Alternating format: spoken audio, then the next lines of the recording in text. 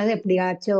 அப்படின்னு நினைக்கக்கூடாது. ஒரு தடவைக்கு 4 தடவ நல்லா அ சிந்தித்து செயல்பட்டோம்னா நல்லா இருக்கலாம்.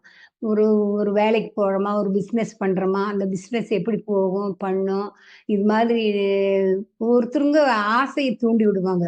இது மாதிரி நீங்க இந்த காசு போட்டீங்கன்னா, இத்தன காசு உங்களுக்கு லாபம் வரும். நீங்க உடனே ஒரே மாசத்துல கோடீஸ்வரர் ஆயிருவங்கன்னா, அது ஒருத்தரு சிந்திக்கிறது இல்ல. எப்பிட்றா ஒரே மாசத்துல கோடீஸ்வரர் ஆகலாம், ஒரே மாசத்துல லட்சாதிபதி ஆகலான்னு. அது இருந்ததுன்னா, அப்புறம் ஊர்ல எல்லாரும் லட்சாதிபதி, கோடீஸ்வரன் தானே இருப்பாங்க.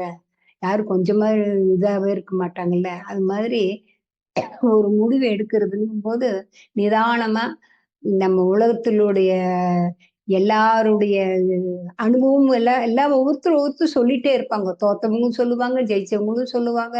அந்த மாதிரி எல்லாம் ஒரு 4 பேர்ட்ட நல்லா படிச்சவங்க, நல்ல வேலைக்கு போறவங்க, அந்த மாதிரி ஒரு முடிவு எடுக்கணும். ஒரு இப்போ ஆன்லைன் பிசினஸ் அப்படி இப்படி